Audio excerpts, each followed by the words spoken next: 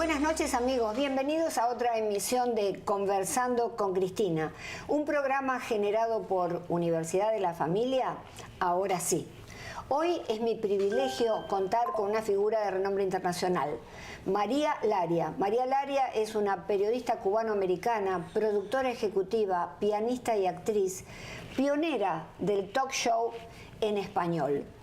María Laria fue presentadora en Telemundo del programa Cara a Cara con María Laria, en el cual se la comparó con Oprah. Luego el Telemundo Internacional muda el programa a Miami, Cara a Cara con María Laria, y competía hombro con Cristina Saralegui. Luego fue a España, y en España fue presentadora de una serie de TV shows. Aquí, mudada a Miami, fue conductora de un programa muy reconocido, Arrebatados, por 12 años. También incursionó en el género de la novela. Y aquí vemos su libro, Fear of Love. Esta novela la escribió y la publicó en el 2015. Actualmente está en la poderosa FM María Laria Bajo el Sol. María Laria, es un gusto enorme que estés aquí. Gracias a ti. No, por favor, por esa querida. introducción tan bonita y tan cariñosa. Si te parece, vamos a ver un package, vamos a ver un demo de tus actividades para que la gente los conozca. Después comentamos. José, una llamada. En 3 minutos nos vamos en vivo. Desde la cárcel, vía satélite estamos. Vía satélite. Vámonos.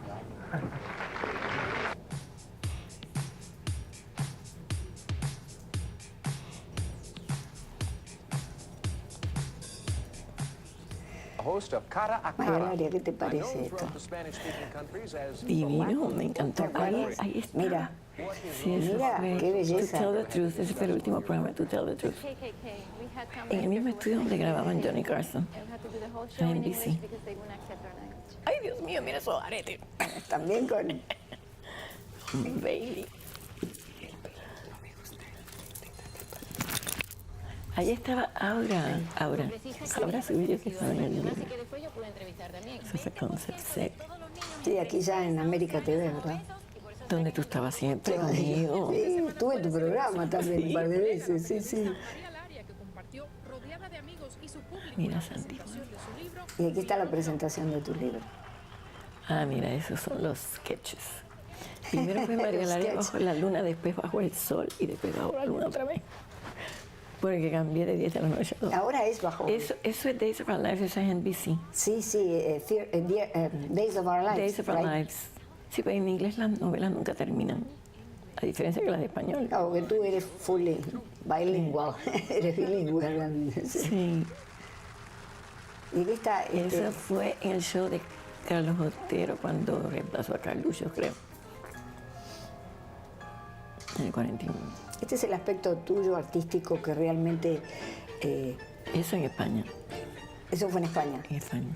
Sí, pues Sin fronteras. Sin fronteras con María Laria. Pero yo fui la primera que hice el talk show en Europa. Claro. Primera. Claro. Y claro, se veía en todas partes. Bueno, y ahí es la promoción de tu CD. Ese es mi single. Realmente toda tu carrera es un éxito, sigue siéndolo. Gracias, Cristi, marcaste una gracias. huella, porque muy poca gente, la gente pasa pero no marca huellas. Y tú has marcado una huella, sí, por supuesto. En toda una época, ¿verdad? Sí. Acá en Miami y también internacionalmente. Pero hay un aspecto en el que yo me quiero focalizar, y es en tu aspecto de pianista. Entonces, si vamos a ver un cortito de 30 segundos de María Laria en el Miami-Dade College, en el auditorio. Eso fue hace 2 Navidades. Tocando con el... Ed Calle, el Master of Sax, para mí el mejor saxofonista del mundo. Esa es una canción que él escribió. Ah, no, era para Christmas. Eso era I'll Be Home for Christmas. Jazzy. Sí.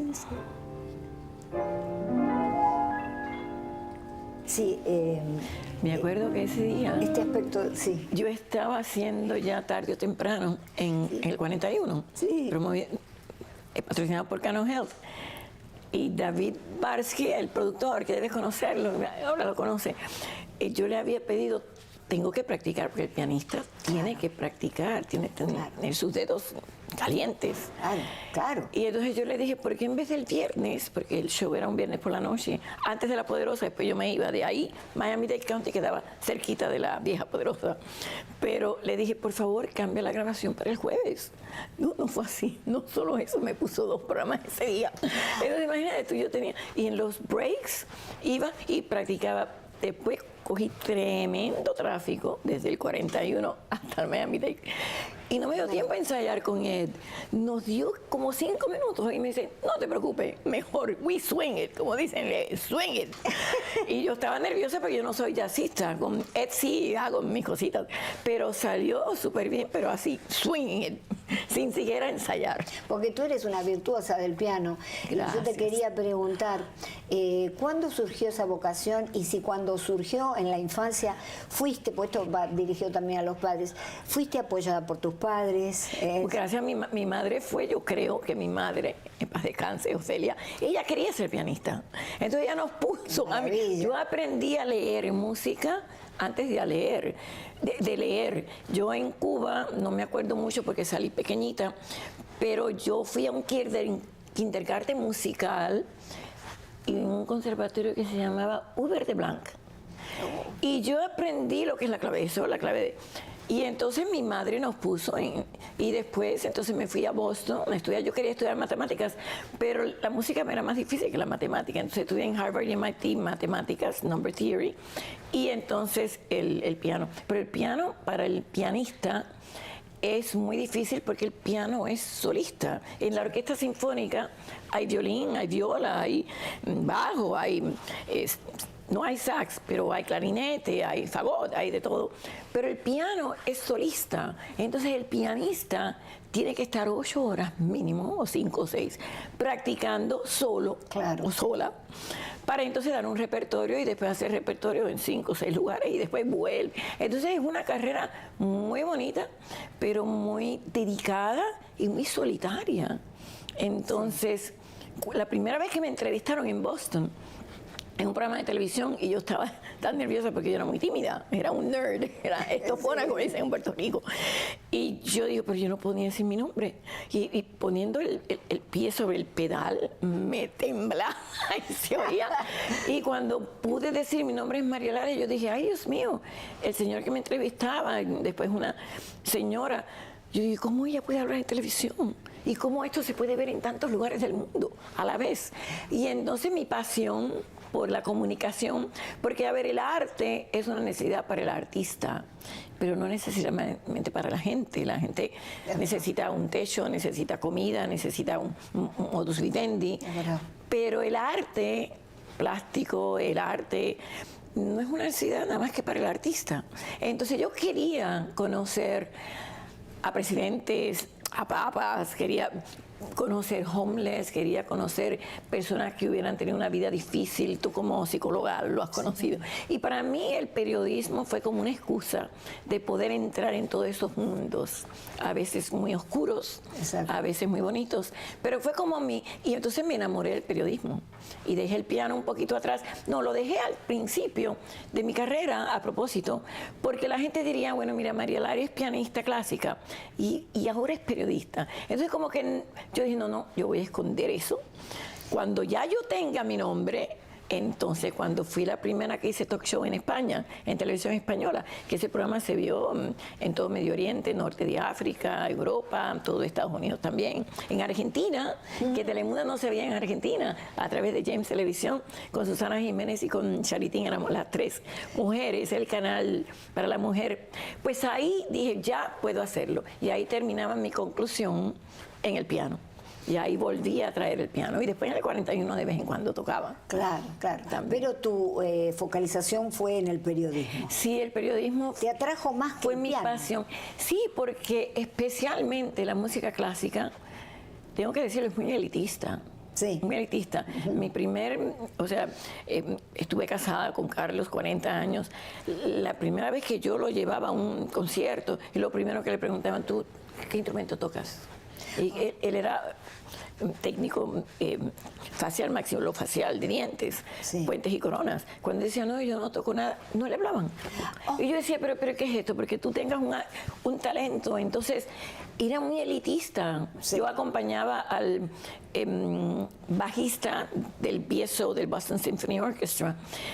Y cuando tú ibas a las fiestas en el Café Amalfi, que era todo muy elegante, pues, no le hablaban a los que no eran. Entonces, era un mundo muy, muy elitista. Me encantaba porque pude, en música clásica tú estudias, en pianista principalmente, a los que están en línea con Beethoven. Entonces hay uno que es el único que quedaba todavía, Schnabel, que era estudiante de un estudiante de un estudiante de Beethoven. Y yo pude estudiar con un estudiante de ese estudiante en Obet Circle, en Aspen, que fue muy difícil entrar a esa escuela y fui como en tres veranos.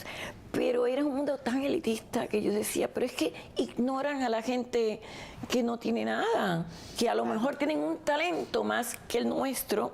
Y entonces me chocaba ese elitismo de esa arte. Claro. Y a través del periodismo, de que hay también mucha gente elitista, la habrá, pero estuve en contacto más con el mundo real. Sí, el periodismo intelectual, o los intelectuales, o los escritores, también son bastante elitistas. Sí, ¿por qué son así? No me gusta esa parte. Bueno, es el narcisismo, el rasgo narcisismo. A ver, tú que eres humano. psicóloga, ¿cuál es el? Porque eso de narciso que se vio en el espejo. Es ¿no? verdad. Pues, ¿qué es el narcisismo? ¿Por qué? Bueno, Si tienes confianza en ti misma, tienes que ser Una narcisista. cosa es un rasgo narcisista y otra cosa es el trastorno narcisista de la personalidad, A ver, que ya tienes a ver. que ir a terapia. Pero nadie va porque se sienten los únicos y los mejores. Así que va a Entonces, terapia. imagínate. Y después está el rasgo de personalidad narcisista que todos tenemos, pero que tenemos que chequear. Todos lo tenemos. Pero pero tenemos que chequearlo, porque a veces se dispara el narcisismo y baja la autoestima, porque es una relación inversamente proporcional. Es primero el narcisismo, baja la Si autoestima o al sube el revés. narcisismo, baja la autoestima. Por eso todos los narcisistas, aún los que padecen el trastorno narcisista de la personalidad, Tienen baja autoestima. baja, completamente. Claro. Por eso tenemos que chequearlo, porque en la medida que bajamos nuestro narcisismo, nos conectamos con la autoestima y la autoestima va subiendo. Es Pero decir, cuando pierdes todo y te das cuenta que las cámaras, a ver, a mí me encantan las cámaras, pero hay un amor que es un poco ficticio, que es cuando yo salía a hacer mis giras por España, acá en Vizcaya, cuando vivía en España, hice en Vizcaya. La gente piensa que tú eres algo sobrenatural. Sí. A veces hasta venían en México, me acuerdo, para que yo le curara a los niños. Decían, yo no puedo hacer eso. Entonces, qué increíble. sí. Qué anécdota interesante. ¿Qué te Sí, decían sí, que especialmente curara? la gente pobre, la gente humilde. Sí. Como yo trataba mucho los programas de las madres solteras que no tenían casa, Claro. los desamparados, los niños abusados, Claro. todo eso era mi pasión. Las personas mayores abandonadas, los ancianos, que sus hijos los ponen en nursing homes y no los cuidan. Es lo menos que uno puede hacer, Claro. es cuidar al padre que te engendró y a la madre. Entonces, ahí, cuando iba a México, la gente a veces me traía bebés y me decía, ay, pero tú lo puedes curar. No, yo no tengo.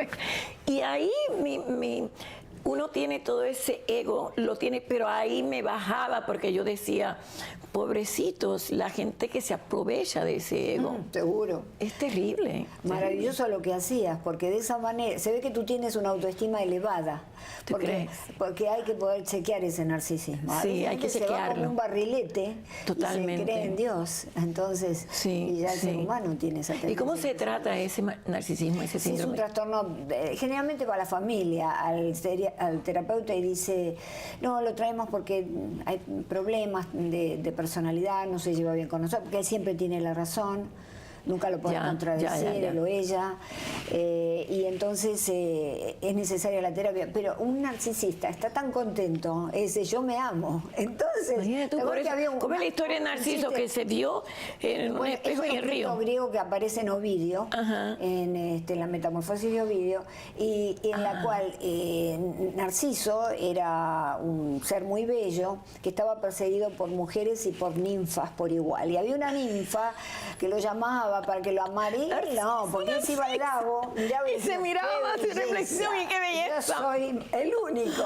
Ay, Y Dios entonces mío. hasta que un día queriendo abrazar esa imagen con la que estaba Así mismo. enamorado, se ahogó.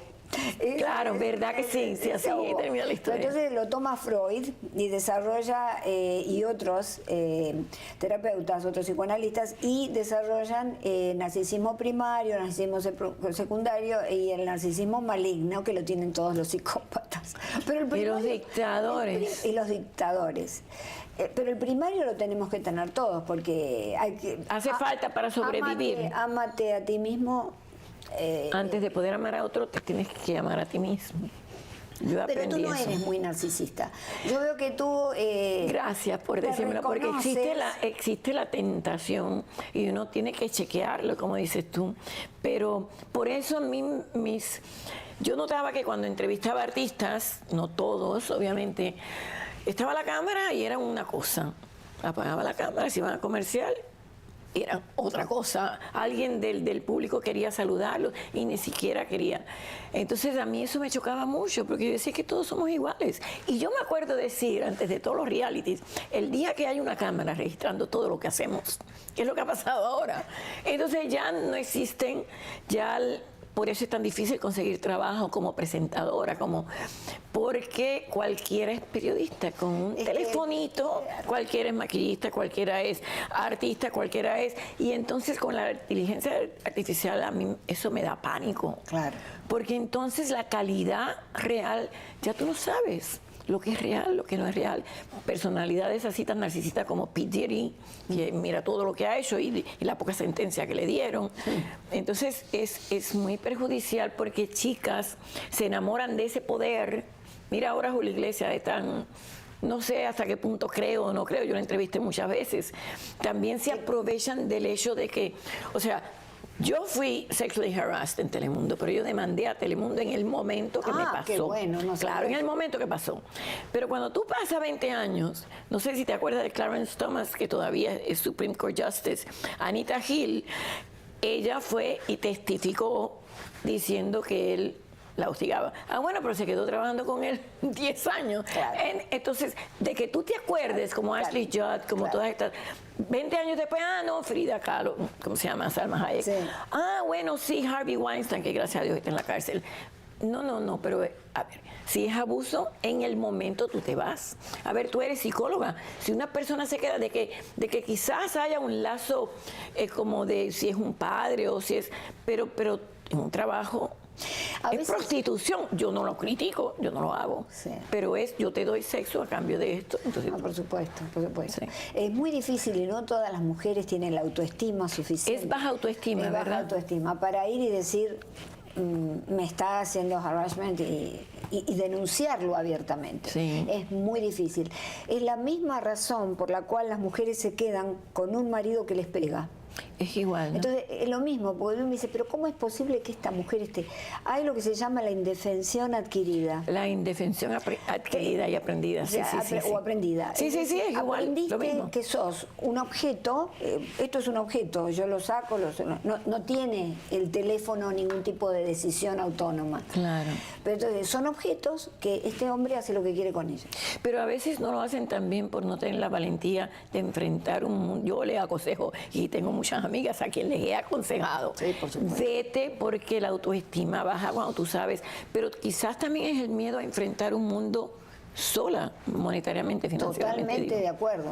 Y yo he tenido conversaciones con mujeres que por esa razón no se iban de lugares donde las estaban acosando de una manera directa. Pero si flagrante. vinieron al psicoanálisis contigo, ya estaban admitiendo.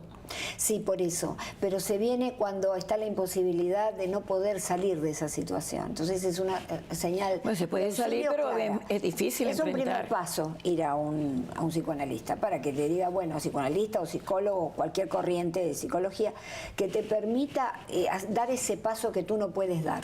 Igual a veces la violencia doméstica, llamas a la policía en un momento que te van a matar o algo, porque O.J. Simpson, o sea, el epítome de lo que es, el clímax de lo que es el abuso y la violencia doméstica es el asesinato, como le pasó a la esposa de O.J. Simpson. Sí. ¿Cómo se llama? Ahora se me olvida el nombre. Pero en ese caso, llaman a la policía, viene el 911 y cuando llega la policía, retira y dice, no, es que me equivoqué, no, pero no es. Y entonces ya no testifican en contra del marido. Claro, es el miedo. Peor. Es el miedo, es la baja autoestima, es la incapacidad de defenderse. ¿Qué voy a hacer si me voy de esta situación? ¿Qué porcentaje de mujeres toman la decisión de irse? En tu experiencia. Muy poco. Muy pocas. El porcentaje no va a la consulta, toma la valija y se va. Claro. No llama a un psicoanalista, llama a un Uber o agarra su auto y se va. Y se va. Claro. Pero también tienen más miedo que la vayan a buscar y la maten. Por eso, pero hay quien lo ha podido hacer. Y dentro de ese porcentaje mínimo de mujeres hay pocas que tuvieron éxito. Porque ¿Sí? muchas terminaron lamentablemente mal, o asesinadas, o... Porque el marido la buscó y bueno, como hizo la esposa de Oye. De poder, sobre todo una mujer de poder. Sí. Es muy difícil la vida de la mujer. Para ti ha sido difícil, tú me contaste que tuviste un caso de acoso. Sí, eso fue... Es más, el señor en paz descanse, se llama Fernando Escandón, hacía los comerciales de Tostitos. Bueno, yo fui pública con eso, no demandé, o sea, yo quise demandar a Telemundo. Gloria Albert, que es la número 1 abogada de la que representa todas las de Jeffrey Epstein, todas las de que todavía soy amiga de ella y todo. Quería que fuera a corte, me hubiera ganado millones de dólares, pero mi carrera empezaba y me acuerdo yo decirle a Gloria, no, yo no quiero que me compren mi silencio y me paguen millones de dólares, no. Yo lo que quiero es sentar un precedente y decirle a todas esas mujeres que no tienen que ser acosadas. Exacto. Yo me pasaba la vida en el 41, en todas partes, diciéndole, pero es que no tienes que ser. Piensan que, bueno, sin eso, entonces no me dan el trabajo, pero quiere decir que entonces el talento no lo tienes. Entonces él durante una promoción me bajó el zipper de la falda, una cosa tan para alguna gente, y claro, habían 3 cámaras rodando y yo le di tremenda bofetada al tipo, y ya él venía en el anchor desk, me ponía el pie por ahí, y entonces él empezó a acosar a Silvia Villagrán, que me está escuchando, que es la voz de los Oscars. La voz que dice, and the winner is. Esa es Silvia Villagrán, mi amiga. Empezó con ella, después cuando ella, pero tiene miedo de hablar. Empezaba con la chica que ponía el audio, Linda, me acuerdo que se llamaba. Pero cuando vino a mí, yo le dije a todas ellas, yo voy a luchar contra esto. Me fui al gerente general y le dije, yo no me siento a dar las noticias hasta que ese hombre no me respete. Claro. Me sacaron todas las cosas. En ese entonces era maquinilla de escribir. Me la tiraron en el piso, me hicieron de todo y todos los días me llamaban, te tienes que sentar. Le digo, no me siento. Y le decía a Steve Levin, en paz descansa, que era el general manager, si fuera su esposa, si fuera su hija, si fuera su... No, that's not the point. Le digo, no, that is precisely the point. Exacto. Entonces, duró tanto eso, me bajaron el salario, me dejaron de reportera solamente. Yo tenía que en un pasillo encontrar mi máquina de escribir. Pero cuando finalmente hubo un día antes de salir al aire, ya yo no salí al aire, claro, porque él se estaba acostando con una reportera. Y obviamente ella fue la que me sustituyó. Y ella obviamente no tenía el talento, pero sí lo hacía a cambio de sexo. Era como una forma... El hostigamiento sexual es un crimen, bueno, tú lo sabes más que yo, de poder, no de sexo. Era una persona que podía ser mi padre. Lo mismo que la violación. Un hombre que viola a una mujer no es por sexo, es por poder. La sensación de que te estoy dominando. Es como decir que yo... Yo puedo más que tú. Yo puedo hacer contigo lo que quiero. Pues yo casi pierdo mi trabajo. Finalmente Gloria me dice, pero entonces vamos a corte, puedes ganarte, porque yo tuve el testimonio del sportscaster, al Ley Londoño, si me estás escuchando, de todos, menos del camarógrafo, un chico llamado Francisco, que es venezolano y tenía miedo por los papeles. Y me dijo, no, porque es que... Y yo le dije, Francisco, yo no te estoy pidiendo que tú mientas, te estoy pidiendo un favor. Yo te estoy pidiendo que digas la verdad, porque yo me robé el tape a las 3 de la mañana con un amigo mío, Miguel Barón, y Elisa Barón, aquella. Dije, cuando esté el chino ese que limpia, yo voy, entré a la oficina de personal, hice así y ahí encontré el tape. Pero yo no quise ir a corte, yo lo que quise fue poder hablar, decir lo que me pasó, regresar a mi trabajo, pero Enrique Gratas, en paz descanse, un día me dijo, sí, tú regresarás a tu trabajo, pero tarde o temprano te iban a votar. Yo le dije, no, no va a ser así. Claro, Gloria, como yo no tenía lo que me consiguieron un aumento de salario y yo le tuve que dar 33% de mi salario por mucho tiempo. Hasta que un día le dije, bueno, ya, cuando me fui a España, le dije, no, bueno, ya. Pero ella siempre, yo la entrevisto cada rato. Pero yo lo hice también para que las mujeres supieran que no tienen que aceptarlo. Y yo pregunto, yo digo, pero si las mujeres no la aceptaran, no nos costaría tanto trabajo a nosotras. Por supuesto, por supuesto.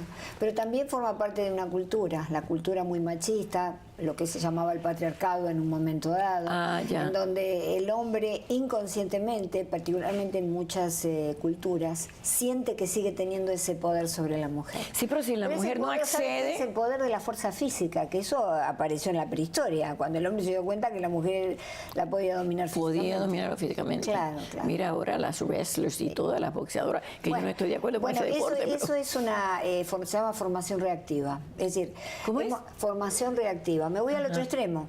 Como yo, como mujer femenina, soy arrollada, soy violada, soy golpeada, bueno, yo ahora voy a ser como un hombre.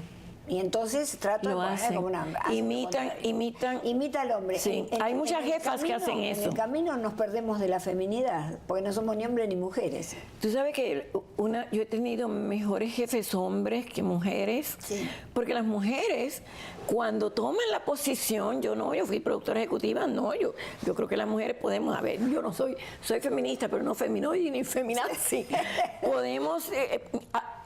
como en la casa hacemos, tener un presupuesto, en muchas cosas los hombres se demoran sin ser, porque yo adoro los hombres, pierde más tiempo en reuniones, nosotras somos como más, pero llega un momento que cuando son jefas, son peores que los hombres. Sí. Yo he tenido jefas peores que los hombres. Porque quieren demostrar que son... Sí, pero entonces eres víctima de algo y después haces lo mismo y te conviertes en el victimario en vez de la víctima. Y es la misma explicación por la cual un chico golpeado llega adulto y golpea. Ah, ya. Esa es la reacción de que tú haces. Eso es digamos, no es una formación reactiva, sino que es una conducta aprendida en el hogar. Porque nosotros aprendemos vicariamente, es decir, a través del ejemplo de los demás. Los más cercanos que tenemos son los padres. Claro. Los padres nos violentan, vamos a ir y vamos a violentar de grande. Pero hay algunos, y he notado hijos en caso de unos padres, que algunos imitan a la víctima y otros imitan al victimario. Claro. Va a depender de la estructura de personalidad que esté generando el niño o el adolescente. La personalidad se termina de desarrollar a los 18 años. Te quiero felicitar porque tú me estabas contando de un currículum que tú tienes y que trataste de imponer y ahora lo tienes, que es la escuela de cómo ser padres. Sí. Tantos jóvenes necesitan. Sí, debería de ser un requisito. No puedes embarazarte, no puedes parir si no tomas la clase. Exactamente. Bueno, claro. La idea de ese programa, de ese pensum, era justamente... ¿Es una palabra en latín? Viene a ser el pensum es el programa universitario, secundario, pensum. Okay. Y entonces la idea es justamente esa, que lo presentes junto con la petición de matrimonio. Presentas eso, si no, no la puedes recibir. Exacto, es que así debería ser. Te agradezco mucho la Pero claro que sí, yo creo que iniciativas como la tuya tienen que estar en todas las universidades del mundo. Lo que pasa es que... En la Universidad de la Familia. Universidad de la Familia. Claro, quedó como... Unifamilia.com con Cristina Malinot. Ahí va el anuncio político no pagado. Sí, pagado, porque estoy acá disfrutando con mi amiga. Sí, bueno, te agradezco mucho. Pero no, la agradecida soy yo. La música tiene un poder sanador y tiene un poder también de remembranza, ¿verdad? En mi casa, tú sabes que yo aprendí piano, pero muy poco, 2, 3 años, a 2 manos, y a mi mamá le gustaba Markusinski. ¿Y por qué lo dejaste? No me interesó. ¿No te interesó? No me interesó tanto. Y aparte en mi casa la atmósfera era toda de los grandes... digamos, pianistas, grandes directores de orquesta. Se escuchaba esa música. Ahora bien, no sé si te pasó a ti, cuando mis padres fallecieron, y yo era muy adolescente... ¿Los dos fallecieron juntos? No, uno primero y otro después. ¿Y tú eras una adolescente? Sí, tenía 15 años. ¿Qué les pasó? Bueno, enfermedades. Ay, enfermedades qué triste. Eran mayores ya. por otro lado.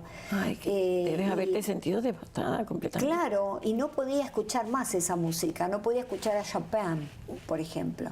Que es mi Porque favorito. Me daba, sí.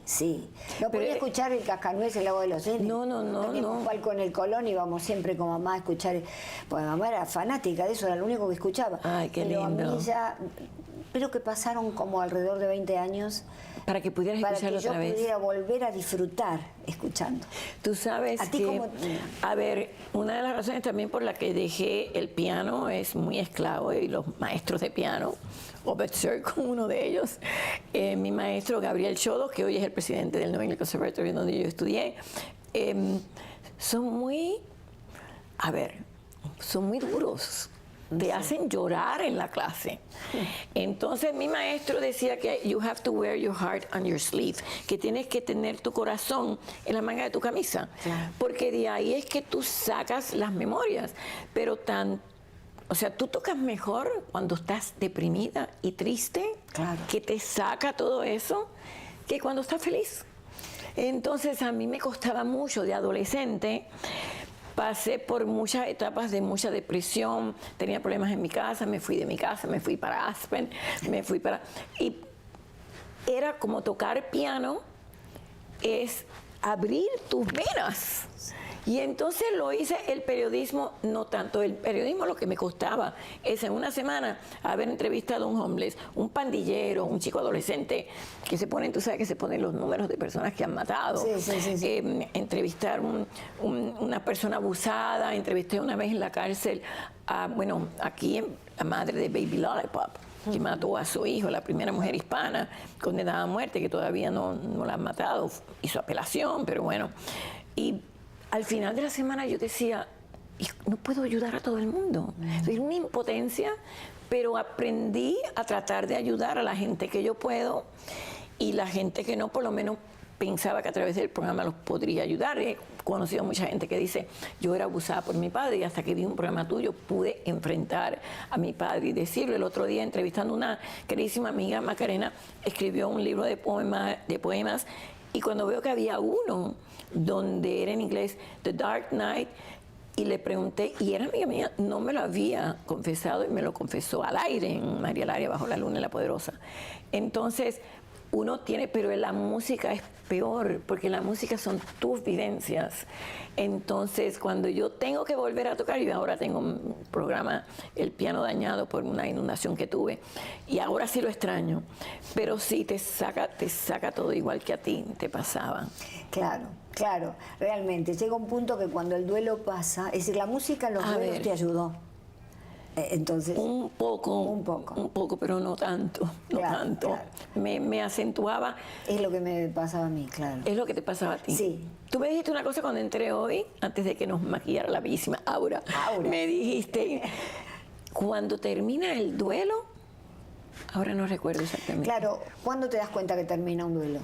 Cuando tú te acuerdas de esa persona, eso. Pero no duele visceralmente. No es como que sentís un dolor que no podés respirar. ¿Y cuánto te tardó a ti la pérdida de tus padres de poder escuchar música otra vez y que no te doliera tanto? Porque yo me ocupaba después de otras cosas, estudié, hacía tenis, entré a la universidad, eso me... ¿Verdad? Tú eres tenista, con razón luces así también. Escribir, porque eso es lo que el journaling. Escribía libros desde...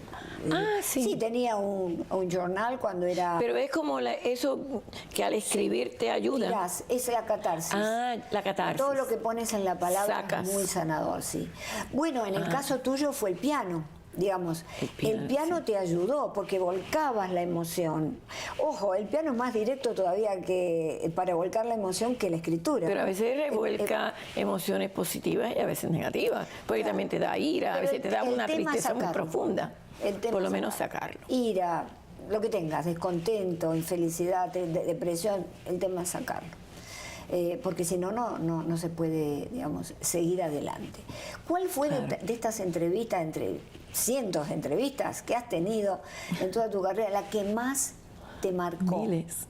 Miles. Perdón, yo hacía 3 programas al día a ver, la de Baby Lollipop, Ana María Cardona, que todavía está viva, que ella junto con su amante lesbiana, que eran ambas prostitutas, y el padrote, se dice en México, el pimp. El Sí, pimp, sí. ¿cómo se dice en español? Chulo. No me acuerdo cómo se dice. ¿Cómo se dice? Bueno, sí. obviamente ella escondía a Lazarito, que tenía 2 años de edad y tenía el peso de un niño de meses, Wow. en el closet para que no supiera y que el pimp no se celara de él.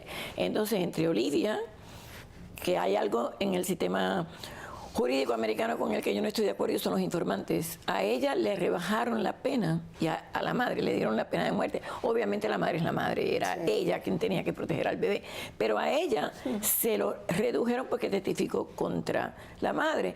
Entonces, entrar en esa cárcel de máxima seguridad aquí en Broward y enfrentar a esa mujer así como estamos tú y yo, y que ella me pidiera compasión.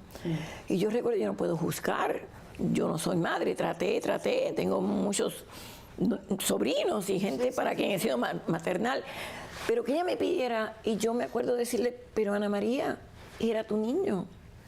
¿A quién le pidió él compasión? Y tú estás tratando de salir libre, y le echaba la culpa a Olivia porque lo quemaban con cigarrillos, no le daban comida, cuando los golpeaban y los huesos se unían de no llevarlo al hospital. Lo dejaron tirado ahí en una calle, una casa por Miami Beach. Encontraron este niño con un lollipop, con una paleta, y no se sabía quién era. Y era The Lollipop Baby. Entonces fue Lazarito. Entonces esa fue muy, muy difícil. La del Papa Juan Pablo II fue muy bonita para mí. Difícil porque fueron 7 días y no nos dejaba mucho acercarnos a Karol Wojtyla, el polaco. Sí. El que fue para mí más líder mundial que Papa. Bueno, el Papa también es el presidente del Estado Vaticano, que es el más pequeño del mundo. Chiquito, sí. Pero esa me dio mucha... Y también las personas humildes a mí me tocaban el corazón cada vez que una chica me confesaba que había sido abusada por su padre. Me acuerdo Liliana Rodríguez, la hija del Puma, que dice que la violó un amigo de su padre. Y esas cosas a mí me tocan. Pero en realidad cada vez que hago una entrevista, uno aprende algo de eso, así que tengo que agradecerle a todas las personas. Claro, sí, que yo he la pila de personas que has entrevistado con tanta elocuencia y que bien te manejabas en el programa Arrebatados, me te pude. Claro, te estuviste muchas veces. Muchas veces. Sí, y la controversia me gusta. Me gusta ver que 2 personas digan de la forma en que piensan civilizadamente, sí, obviamente, exacto, sí. Y que se pueda aprender. A veces yo empezaba un programa con una idea, porque mi opinión no es relevante, con una idea, y después escuchando diferencias de opinión enfrentadas civilizadamente, quizás hasta yo cambiaba de opinión. Claro. Entonces, ese es uno de mis talentos, por decirlo así. Yo enseguida me doy cuenta cuál es el punto a través del cual puedo. Y trato de no hablar, si te recuerdas, yo trataba de saludar a mis invitados y demás, sí, pero no hablar hasta que llegamos, porque si no se daña la entrevista. Se daña. ¿No? ¿Te pasa? Tienes realmente, bueno, yo no soy periodista para nada. ¿Cómo no? Pero lo haces muy bien. Lo haces muy bien. ¿Eres psicóloga? Claro. Eres psicóloga. ¿Qué más difícil? Uno acostumbrado a entrevistar, claro. ¿Cuál es la diferencia entre hacer una entrevista en televisión para ti y hacer una sesión de psicoanálisis? Bueno, en principio no hay nada que te distrae, teóricamente nada te tiene que distraer. Es un ambiente íntimo entre 2 personas, en el cual uno tiene que ser muy cuidadoso, hacer preguntas que no lleguen para que la persona hable, porque ahí también, como decías tú en la entrevista, no importa mi opinión, sino finalmente lo que puede descubrir de sí mismo. O sea, la persona que posición no es decirle lo que hacer, sino que ella encuentre. Saber. No. Que ella encuentre por sí misma. El saber, se dice en psicología, lo tiene el paciente, no lo tiene. Lo que pasa es que uno debe ser como el famoso partero de ideas. Sócrates, decía el partero de ideas, Sí. hacer mediante preguntas, llevar a la persona a que diga su verdad, que ni ella misma conoce.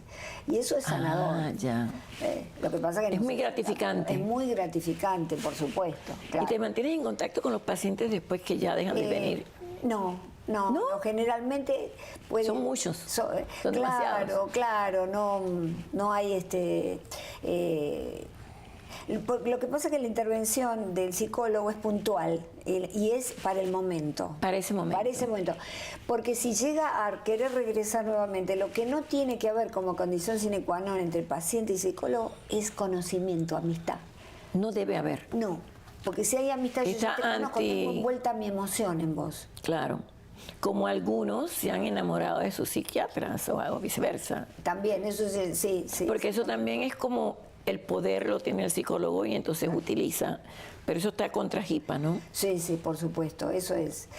Dime, antes que me olvide, después me olvido, ¿cómo empezaste en el mundo de la actuación? Porque en Days of Our Lives, bueno, claro, sí. ¿y por qué no seguiste en él en idioma inglés, que lo hablas tan fluidamente? Bueno, cuando yo me caso y me mudo de Boston, mi primo, en paz descanse, George Hernández, fue director de postproducción de Paramount Pictures. En ese entonces él era un TD, Technical Director de Galavisión, que hoy me dijiste que ya no existe, me dio una tristeza, porque esos fueron mis primeros 5 años en el mundo del espectáculo. Y yo trabajaba para Sandra Azcárraga y haciendo las entrevistas en inglés. Y me acuerdo a Billy Joe y a todos los artistas. Yo cubría los Oscars, los Grammys. Y entonces quería ser actriz. Lo que pasa es que el casting couch me tocó fuerte, porque por ejemplo había una escena y tenía que estar en traje de baño y bueno, yo tenía mi portafolio donde yo tenía mis fotos. No, pero entrabas, se cerraba la puerta y te decían, bueno, quítate la ropa, a ver. Y ahí yo me acuerdo que le decía a mi marido, mira, espérame abajo, por si acaso pasa algo, yo salgo corriendo.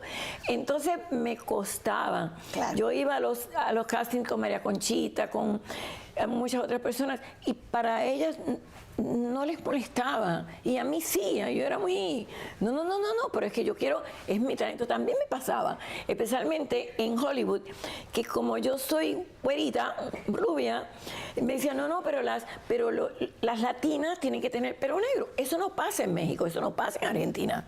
Y yo decía, pero es que yo soy latina, yo me puedo pintar el pelo de negro si ustedes quieren, pero es que, y yo me peleaba mucho diciendo a los casting directors, pero ustedes no saben, claro, después comprendí, si tú vas a cast una china, que no parece china, que no tiene los rasgos orientales, entendí, pero no me gustaba el proceso del casting. No me gustaba que te miraran de la forma y que te pidieran que dieras una web. Yo fui modelo un tiempo de traje de baño, bueno, está bien, pero no sé, cuando entré en el periodismo, de que existe el casting couch también, tristemente, pero me sentí más como que tenía una misión. O sea, en Days of Our Lives, sí, en Days of Our Lives, además, el cine, y tenías que llegar allí a las 4 de la mañana, a las 6 de la mañana te maquillaban, entonces hacías el blocking, después te daban tu outfit y después te entregaban las líneas que tú te habías aprendido la noche antes y a la última hora te hacían un rewrite. Y yo decía, pero me he pasado toda la noche aprendiéndome estas líneas y ahora ustedes me la van a cambiar. Salías de ahí a las 7 de la noche y al otro día tenías que estar a las 4 de la mañana en el estudio. No, era demasiado exigente. No, era demasiado. Y entonces era mucha espera. Las películas, tienes que esperar. El director es el que se divierte, no la actriz. La actriz tienes que... Claro. Y entonces, aquí otra vez, y segundo take, y tercer take. Yo decía, no, a mí en el 41 me decían, one take, María, porque yo me aprendo el libreto y después lo improviso y lo hago de una vez. Pero si yo tengo que repetirlo y repetirlo y repetirlo, es como que me estoy cayendo por una escalera. Entonces el proceso no me gustaba, era muy largo. ¿Y el periodismo en inglés? ¿En alguna cadena? Tú sabes que empecé en inglés cuando llegué allá, haciendo noticias en inglés. Después me vino, claro, el trabajo en Telemundo y entonces dejé el de inglés y siempre se me quedó el hecho, dejé mi mejor contrato del mundo, que era seguir cuando después que termina Televisión Española, que cambia porque Televisión Española es financiada por el gobierno, es la más grande, es la número 1, me encantaría regresar ahí. Pero yo trabajaba en ese entonces para Felipe González, el PSOE. Yo quería que ganara Aznar, pero yo sabía que si ganaba Aznar perdía mi trabajo.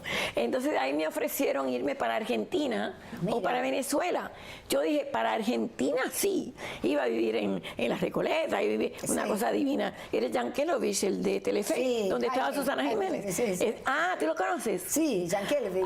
Bueno, ¿todavía vive? No, ya no. Ya no, hace mucho tiempo. Y entonces no se dio. Susana abogó mucho por mí, muy linda Susana Jiménez. Muy buena persona. Ay, divina. ¿Te acuerdas el video ese de los dinosaurios? Que le dice, la del monte lo dice. Porque vamos a tener una exhibición de dinosaurios y ella le dice, ¡vivos! Ese es él. Pero ella es tan carismática que se dio cuenta de lo que dijo. Dijo, no. Estuvo genial. Era eso. La gente que esperaba de ella. Ella divina. Después dice, ay, ¿qué dije? Claro que no está vivo. Y la señora del museo, tan seria ella hablando. Y cuando la ve dice, pero ¿de qué me está hablando? Entonces no se me dio y entonces tenía que irme para Venezuela. Gary McBride, que fue presidente de Telemundo, que fue el que me ofreció este trabajo en España, que Dios lo bendiga, que es uno de mis grandes mentors, me dijo, Venezuela. Yo fui a Venezuela. Ay, pero no sé. No y tenía mi proyecto en inglés. Ajá. Entonces yo iba a hacerlo, pero no me gustaba vivir en Venezuela, no me gustaba. Y entonces empezaron a vender el mismo programa en inglés y en español, aunque no es competencia porque tu contrato es en español. Sí. Pero obviamente cuando venían los advertisers y decían, pero como ella va a estar haciendo un talk show en inglés en Los Ángeles y después va a estar haciendo otro en español en Venezuela, ¿cómo se va a desdoblar así? Entonces Gary se enojó un poco y yo le conté la verdad y me seguía ofreciendo dinero y dinero. Le digo, Gary, no es dinero. Mi sueño es tener un talk show en inglés. Y me acuerdo que mi padre me dijo, no lo hagas, te vas a arrepentir el resto de la vida. Yo le decía, pero ¿y cómo si acepto por más dinero que me ofrezcan? Y me quedo cuando me acuesto por la noche diciendo, I could have done it. Sí, sí. Y entonces, claro, me fastidié. No se me dio y me quedé sin chamba, como dicen los mexicanos. No, todavía puedes hacerlo. ¿Por qué me no? gustaría. No? Inténtalo. Me encantaría. Cuando siempre los proyectos son jóvenes en el alma, entonces hay que intentar. Ay, qué bonito, los proyectos son jóvenes. Sí, entonces me encantaría volver a hacer un talk show en inglés. Yo veo cómo hablas inglés y evidentemente estás hiper calificada. Gracias. ¿Tienes idea? Me costó trabajo que mi español fuera suficientemente bueno viniendo de Boston. Me acuerdo que le dije a mi marido. No, ahora, pero al principio me costaba y cuando me fui a España, peor todavía. Yo tenía mi Real Academia Española, por si acaso, porque allí tenía que ser muy especiales. De lo grande que has llegado a ser, que eres. Qué lindo se oye. ¿Tienes idea? No, te lo digo. A veces cuando veo mi carrera digo, wow, ¿y cómo hice todo eso? No, es que eres una persona con una autoestima muy elevada y por lo tanto, como todos los que tienen autoestima alta, eres humilde. ¿Y en qué te das cuenta? Y porque justamente eres una persona accesible. Claro, la gente que tiene ese ego es rápidamente a la entrevista. Hay personas que no, que tienen la mitad de tu carrera y ya creen que por favor no me toques. Sí. Te mandan el representante. Yo sé. Y tiene que hablar con el representante. Cuando a mí me mandan el representante ya está, yo no quiero saber nada. Sí, eso es como una cosa de bueno, ese ego. Es el ego, ese es el narcisismo. O a lo mejor es miedo. Hay que chequearlo. ¿Miedo a qué? No sé, yo me acuerdo cuando yo entrevistaba a Julio Iglesias, que él siempre pedía por mí, siempre, y cuando le dieron la estrella, yo fui la única periodista latina que accedió, o sea, que él invitó, la única periodista latina que él invitó. Pero yo recuerdo que muchas veces mi compañero, mi co-host en el mundo del espectáculo, que era argentino cordobés, se me había pegado un poquito el acento. Y me decía, pero ¿por qué yo no puedo entrevistar? Digo, bueno, chicos, no sé, Julio me pide a mí, ¿qué tú quieres? No, bueno. Entonces, no Julio, sé. ¿Mostraba algún gusto por ti? No, a ver, la primera vez me dio un beso en la boca delante de mi marido. Y me dijo, ¿y ese es tu marido? Sí. A mí me molestó un poco, pero al decírselo siempre me trató con respeto. Bueno. Por eso ahora todos estos casos de hostigamiento, a ver, yo no digo que no sea cierto, pero me parece que si de verdad tú no puedes aguantar eso, enseguida te vas y lo denuncias. Sí. No aguantas eso Pero bueno, tampoco No, quiero algunas de las cosas que criticarlas. se están escuchando son tan terribles. Horribles. Parte de estas... Horrible. De que era flirtero, he was a flirt, Yes. era así, pero cuando yo Ponías le el dije no, límite. y entonces ya siempre me respetó. Pero claro... Pero no sé por qué te empecé a hablar de eso. se me Debe olvidó. ser así. Bueno, porque vamos enganchando una cosa y Sí. vamos enganchando la otra. El tema de, hablabas de la elite que hay en la Sí, música, el el elitismo, elitismo, sí, ¿verdad? sí, sí, mucho. Sin embargo, ahora... Especialmente los clásicos. Sí, de los Sí, se creen que son mejores que nadie. Tú sabes que hay un libro, Pourquoi Mozart, que lo hizo Pourquoi Mozart. sí, Tomatis, que es un otorrino laringólogo muy reconocido, ya Ah, sí. fallecido. Pourquoi Mozart, quiere decir, ¿por qué qué Mozart? Mozart, la música de Mozart, hace también al cerebro? Y eso fue Sí, una bueno, es el vanguardia. Mozart Effect, está Eso es para el autismo, libro, para todo, el libro Mozart. Él fue el que devise el Mozart Effect. Él lo desarrolló Francés, como otorrino, ¿cómo se llama? Tomatis, Albert Tomatis. Tomatis. Ah, Bien. ok. Y entonces él lo desarrolla y desarrolla también una técnica. Sí, a especialmente través de para los niños libros, sí, autistas. a través de la música de Mozart y a través de los cantos gregorianos. Y yo he descubierto... Los cantos gregorianos, él que es la dice- primera forma de música. Específicamente dice que es la sonata a dos pianos en re mayor, K, Yo la toco. 488. Yo ¿Tú la toco. tocas? Sí, como no, con mi hermana. Dicen que es lo mejor que existe como estimulación cerebral. Para Tú sabes estar que yo más he leído- sharp, para estar más... Sí, yo he leído mucho de eso y especialmente en los autistas, es que cuando yo entrevistaba a un chico en Los Ángeles que era tartamudo, o es, sin embargo cuando cantaba no lo era. Y entonces logró, porque yo entrevistaba mucho a Plácido Domingo en Los Ángeles, y le dije, ¿por qué no le das el chance? Llegó a cantar con Plácido Domingo, pero una de las razones que he estudiado es que cuando tú practicas, tú utilizas esa parte cognitiva porque estás, o sea, es practicar, no es tocar. Pero cuando ya te lo aprendes de memoria, y entonces ya eso releases algo en el cerebro y entonces ya no utilizas eso, entonces ayuda muchísimo. Ahora, para mí, a mí Mozart no me gusta mucho.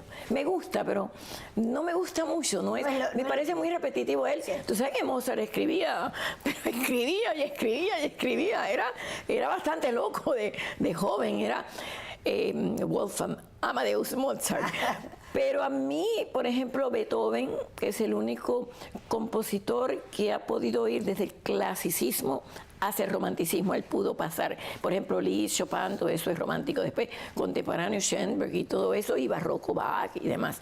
Pero a mí me gusta mucho más Liszt o Chopin, pero Mozart, no te puedo decir que no admire, que es un gran artista, pero escribía tanto y tanto y tanto y tanto. ¿Cuántas sinfonías tiene? 54. Sí, mientras que Beethoven llegó a 9. Claro. Y Mahler llegó a 10.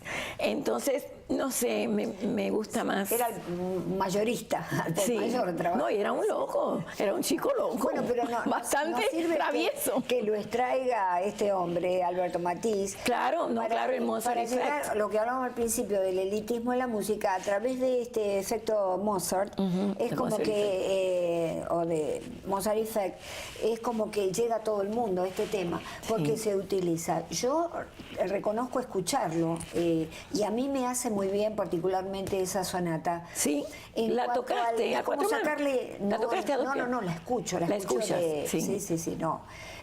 No, yo no llegué a tanto, estudié nada más que 2 o 3 años, teníamos un piano en casa vertical, y no.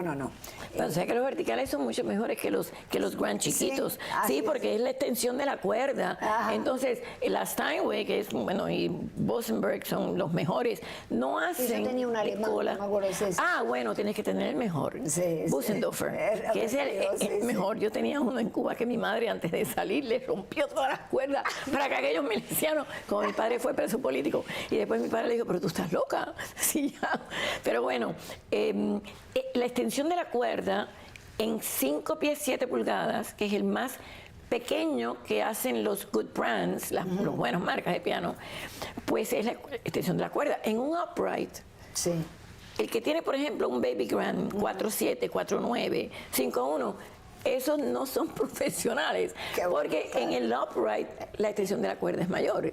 Entonces es como una cosa de juguete, pero no lo es. Pero ahora que me estabas hablando de Mozart, cuando finalmente me logro conseguir la beca, que mi maestro me dijo, no mandes el tape, no vas a entrar. Y yo hice así, mandé mi tape, no solamente me llamó el maestro de él, Ovid Circle, sino que me dijo, te doy la beca, pero tienes que venir y te tienes que aprender el concierto de Mozart en re mayor, creo que era, porque vamos a hacer un concurso. Yo decía, Mozart, ay, pero bueno, me lo aprendí igual. Salí segunda. ¿Tú sabes quién ganó el primer premio? Marta Argerich, que hoy en día es tremenda concertista de piano. Bueno, pero tú, linda persona, linda persona. Bueno. No, se lo ganó ella lo toca mejor que yo. Yo Mozart lo toco, pero no sé, no me toca. Claro. No me toca Bueno, Mozart. porque es eso, te tiene que llegar al alma. Tiene que Sí haber me una llega, pero identificación. es un poco muy repetitivo y casi todas las sonatas se parecen mucho, no sé. Y cuando te comparaban con Oprah, ¿tú cómo te sentías? Eso fue un artículo. En Los Ángeles. Un artículo que salió en The Spanish Oprah Winfrey, y ahí que pusiste un pedacito de ese programa, se llama To Tell the Truth. Era un programa que ese programa fue el último, cerró, ese programa duró mucho tiempo, y ese señor que estaba haciendo la entrevista se murió hace poquito, pero era 3 personas y tú tenías que adivinar quién era. Claro. Y claro, como las otras 2 eran típicas latinas, Claro. a la única que no adivinaron fue a mí, porque ella era güerita. Y entonces, claro, cuando finalmente dijeron, well, the real María Laria, Sí, you know, y entonces fui yo, ahí me compararon y salió un artículo donde ahí me entrevistó el Today Show y todo, porque ¿Era decía... como quién es quién? En Argentina hubo un programa... sí. ¿Quién es quién? 3 debe personas ser. había que adivinar. No sabía. Sí, ¿Y sí. quién lo hacía? O sea, es que no me acuerdo, porque yo, a ver, tenía mucho tiempo. 7 años, 8 años. Claro, no, ese programa duró mucho tiempo. Sí. Y ese programa fue, acabito yo llegar a Los Arturo Ángeles, Fernández 84. Luro era el conductor. Ah, sí. Mira, me acordé enseguida, sí. ¿Cuál es el porcentaje de veces que adivinaban quién era la persona? Bueno, no me acuerdo mucho, pero no adivinaban tanto. Fíjate, a mí... Dependiendo de la persona. A sí. mí la pregunta que me hace Alex Trebek, se llama ese Sí. señor, que se Sí, murió hace claro. poco, Alex Trebek, y me preguntó cuál es el conocido, tema, sí. el tema que más trabajo te costó. Sí. Y yo le dije, uno era el sexo con los incapacitados, porque yo hacía muchos programas con los no videntes, que uno de ellos me decía, no me digas no vidente, yo soy ciego y ya, no tengo ningún problema con que Claro, uno sí, diga. menos prejuicios. A las personas que tenían muchas discapacidades, yo hacía muchos programas con el UDLA, que es el United Disabled of Latin America. Y entonces un día me dice, María, tú hablas de sexo, pero con nosotros no hablas de sexo. Entonces nos estás discriminando. Claro. Y yo dije, y me acuerdo hacer un programa en Los Ángeles donde los que estaban en sillas de ruedas decían, sí, nosotros, y yo decía, pero ¿y cómo hacen sexo? Y me decía, bueno, la lengua es un órgano sexual. Entonces, ese fue difícil para mí. Claro. Y el segundo fue el del KKK, que es el pedacito que tú pusiste, que es entrevisté al señor que le tiró la silla a Geraldo Rivera, que fue un senador que había sido del partido del KKK. Ajá. Y entonces, claro, ahí como ellos no aceptaban nuestro idioma, entonces tuvieron que doblar mi voz en español. Claro. Yo lo hice en inglés y doblaron mi voz. Entonces fue difícil, son los más María difíciles. Laria, si entrara acá tu mamá, ¿qué le dirías? Ay, mami, gracias por ayudarme a escribir ese libro. Porque el libro Fear of Love. Porque, a ver, yo cuidé a mi madre que tuvo un stroke. Sí. Todas las noches, como mi marido era un ángel, Claro. no le molestaba, ella necesitaba 24/7 care. Claro. Entonces, era mi hermana, Ofelita, que vive en Port St. Lucie, mi sobrina Pamela, que ahora está en Pensacola y trabaja para los hospitales, jefa de personal, la más chiquitica, y yo. Claro. Entonces, yo llegaba del trabajo de hacer arrebatados.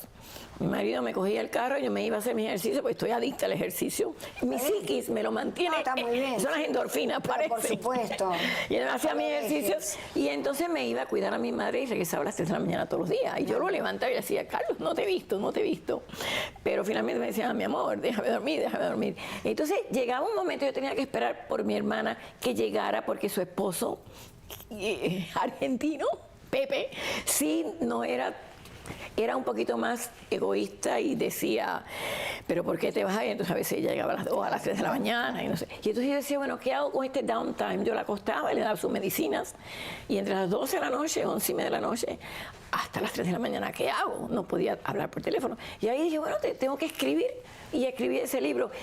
Pero el escribir, no, a ver, se me dio fácil, lo escribí en inglés, que era lo que más fácil me daba. Pero después el proofreading y todo eso, y yo decía, ay, y ella siempre me preguntaba, ¿y cuándo vas a terminar el libro? Y a mí ya se me había olvidado el libro, y yo decía... Los protagonistas son músicos, una es pianista sí, y otro exactamente. Bailarín, ¿no? Ella es bailarina, Paulette, sí, sí, y él es Jean-Claude, que es un arma atormentada pianista. Vamos a decir a... Entonces le diría a mi madre... ¿Dónde pueden conseguir el libro tuyo? En Amazon. En Amazon, ahí está. Sí, ahí están, que yo ya ni recibo, como mi marido el que hacía todo eso, yo ya ni recibo royalties ni recibo dinero por nada de eso. Tienes que prestar atención con todo exactamente. eso. ¿Y el CD que has presentado? Tengo dos. Es Pianísimo 1. Pianísimo, se los recomiendo. Como sabes, sí, mi vida, sí, Cristina Balinotti. Pianísimo 1 y Pianísimo 2, sí, que fue un concierto que yo di en una de las competencias. En piano tú siempre entras competencias.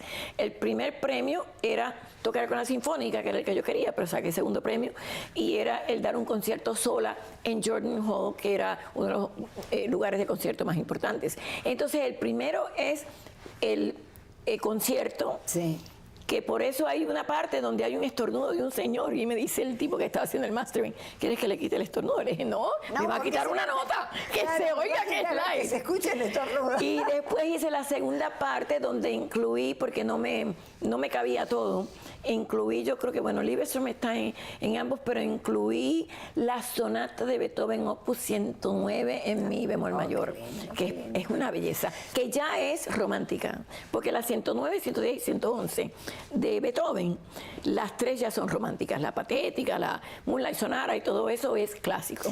Te voy yo a me hacer fui a una última pregunta.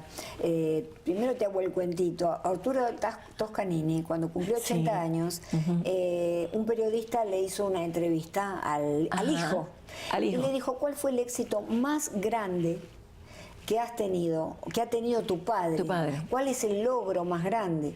Y él dijo, nunca tuvo un logro más grande, porque para él era tan importante tocar La Fuerza del Destino en la Sinfónica de New York como pelar una manzana. Es decir, que y de pronto adelantó el concepto de que ya estaba dando vueltas del mindfulness o la conciencia plena.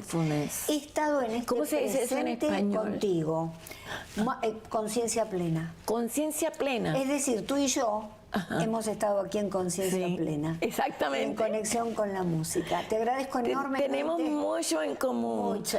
Te agradezco yo, Cristina, que te he seguido en tus redes y después que ya se terminó Arrebatados. No, pero yo como que nunca perdí, porque yo te sigo en las redes. Y entonces te veo cuando tenías un evento, que me acuerdo que fue aquí en el Ritz también, donde hiciste algo de la universidad, sí, de la familia, premios que te han dado. Entonces yo te he seguido. Y para mí verte hoy, y quiero preguntarte cuál es tu secreto, porque estás igualita. Pareces una niña de 15 años. Bueno, y se ve que eres una mujer, como dicen, sin hacer, no tienes cirugía. ¿Cuál es el secreto? Dámelo. Yo creo que entender la felicidad como ese correr vertiginoso hacia el propio límite de uno y saber que correr vertiginoso hacia el propio límite. ¿Cuánto puedo dar? ¿Cuánto puedo hacer hoy? ¿Y cuál es tu límite? No hay. Es que no hay. No porque tienes. termina un proyecto y empiezo otro y siempre tú eres estoy hiperactiva. Claro, ¿Tú pero duermes? Sí, duermo 8 horas. Como ¿En un serio? león. ¿En serio? Tomando café puedes dormir. No tomo café, tomo café descafeinado. Sí. Ah, por eso yo no te vi fumo, que no tomo alcohol. Ah, no. ¿Y el café porque te excita mucho? Sí. Sí, lo Ah, que pasa es muy... que yo ya tengo un temperamento hiper... No se nota. No, yo caminaba a las paredes a los 20 años, ni me aguantaba yo. Imagínate... Igualita, sé que soy igualita. Yo decía, pero ¿y qué? Mira, una noche... Que me aguante mis maridos terribles. Bueno. Si viene mi madre, le confesaría, mi madre era gordita, y tomaban una cosa que se llaman Black Beauties. Ay. Y un día yo estaba un poco gordita de tocar tanto piano, le robé me tomé una cosa, yo salía por el techo. Me acuerdo que me decían, mijita, Rosita, ¿qué te pasa? Le confesaría, ese día me había tomado un Black Beauty tuyo. Bueno, María Lara, qué hermoso placer. Gracias a ti, no, gracias favor, a ti. querida. Y te felicito por tu éxito como psicóloga, como emprendedora, como businesswoman también y como en toda tu vida, porque igualmente eres divina, como amiga, madre, hija. Como abuela. Abuela, mira eso. La abuela de, pero dirán la abuela 7 sexy. años. La abuela sexy. Qué lindo. Petra se llama. Petra. Petra, Sí. qué bonito. Bueno, la verdad que gracias a ti. haber cubierto todo contigo, yo creo que toda sí. tu carrera magnífica, en realidad hay mucho más para decir, amigos. Gracias, mi amor. Gracias, realmente mis respetos, como siempre, por y toda perdona tu que se me quedó el trayectoria. libro y los CDs. No, pero te los voy yo a ya lo mandar. puse ahí. Pero te los voy a regalar. Ay, bueno, te los voy a mandar por correo, me mandas tu dirección. Te lo mando. Amigos, y a ustedes muchísimas gracias. Espero que hayan disfrutado este espacio, esta hora y tanto que nos pasamos hoy, pero realmente fue muy fructífera. Con María Laria, una personalidad internacionalmente reconocida. Recuerden buscar su libro en Amazon, Fear of Love. Nos vemos la próxima oportunidad. Los domingos a las 8. Ah, sí, claro, exacto. Para darte el para aquí conversando con Cristina. Un abrazo para todos.